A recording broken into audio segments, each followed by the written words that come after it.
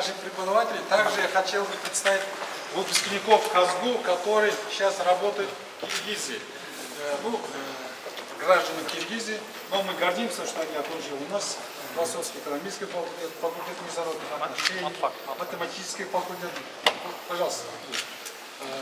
Матфак, он, значит, работал замминистром, Эльдар, замминистром, сейчас депутатом, преподает профессор. Также вот наш, значит, выпускник, закончил факультет отношений, был губернатором. Еще какие там, скажите? Член ЦИК сейчас находится. Также мы гордимся, что вице-премьером работала, сейчас Евразис работает. Тоже наша докторантка. И также там наши преподаватели, деканы, специально по данному случаю приехали. Они здесь находятся. Мы считаем, что открытие филиалов РАЗУ это конкретный пример развития нашего сотрудничества. Это духовный мост, можно сказать, между нашими странами. Құрметті Садыр Нұрғожаұлы, қадірлі қырғыз бауырлар, ардақты ағайын, бүгін қазақ пен қырғыздың рухани өміріндегі ерекше күн. Бішкек төрінде Абай ескерткішінің бой көтеруі қырғыз елінің қазақ халқына деген айрықша құрметінің белгісі. Осы игі бастамаға қолдау көрсеткені үшін Қырғызстан президенті Садыр Нұрғожаұлы Жапаровқа зор ризашылығымды білдіремін. Бұл қадам Алатаудың бөктерін қатар жайлаған екі елдің бауырластығын бекемдей түсетіні сөзсіз. Бүгінгі кездесу шын мәнінде халқымыздың ауылы аралас, қойы қоралас екеніне айқын дәлел. Ағайын елдердің тамырластығын кезінде Абайды айтқан. Ұлы ақын қазақтың тарихына тоқталған кезде қырғыз бауырларды ерекше атап өткен. Ол, еш қазақ қырғыз бен қазақтың бір тұқымдас екеніне таласпайды деген. Расында екі ұлттың тегі мен тілі бір, жүрегі мен тілегі бір. Айыр қалпақты ағайынға біздің ықыласымыз қашанда ерекше. Көп ұзамай елімізде Манас ескерткіші бой көтереді.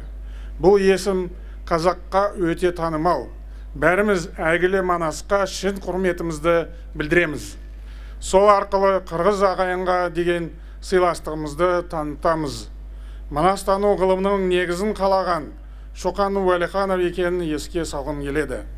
Манас жырының тағдыры тартысқа түскен кезде оған Мұхтар Әуезов араша түскенін білеміз.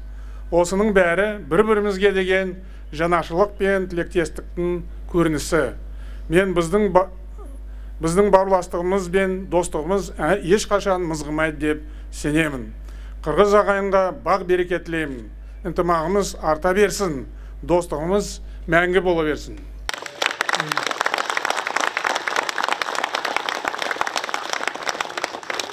Урматтуу Касым-Жомарт Кемелович, кадырлуу боордош казак агайын туугандар, урматтуу мекендештер жана иш-чарабыздын меймандары. Бүгүн кыргыз казак эли үчүн маанилүү күн. Биз бул күнгө кылымдарды бирге карыткан, бата айтсак алкышы бир, санат айтсак айтышы бир, канатташ казак боордошторубузду тосууга өзгөчө ниет, өзгөчө толкундануу, ата-бабалардан бери келаткан бир туугандык жылуу сезим менен даярдык көрдүк. Ошентип, казак элинин улуу акыны, философ, гуманист, көркөм сөздүн чебери Абай Кунанбай уулунун айкелинин ачылыш аземине чогулуп олтурабыз. Барыңыздарды сөз касиетин даңаза кылган улуу акындын Бишкек шаарындагы айкелинин ачылышы менен чын жүрөктөн куттуктаймын.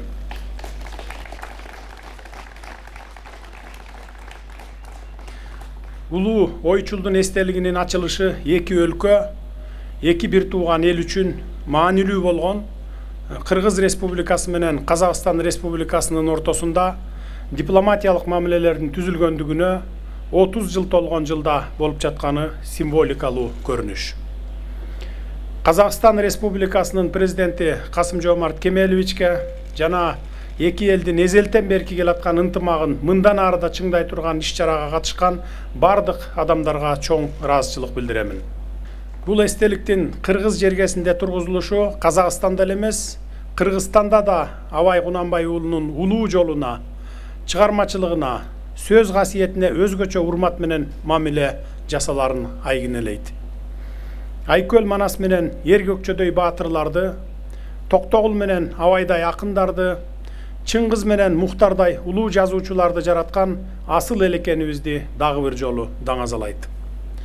Урматтуу Касым-Жомарт Кемелович, Абай Кунанбай уулунун өмүрү жана чыгармачылык жолу кылымдардан бери ооздон түшпөй келаткан накыл кептери тууралуу окумуштуулар, илимий кызматкерлер эле эмес, төкмөлөрүбүз менен жазуучуларыбыз дагы көп эскерип, таамай таасын көптөгөн эмгектерди калтырышкан.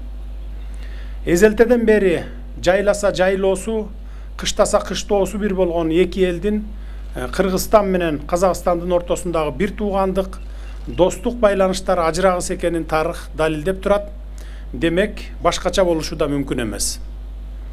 Себеби мунун артында дүйнөдө жок, эки элге гана тиешелүү болгон дүйнө тааным, бай маданият, эч ким бөлө алгыс руханий алака катыш жана чырмалышкан адам тагдырлары менен тарыхы бир элдер турат.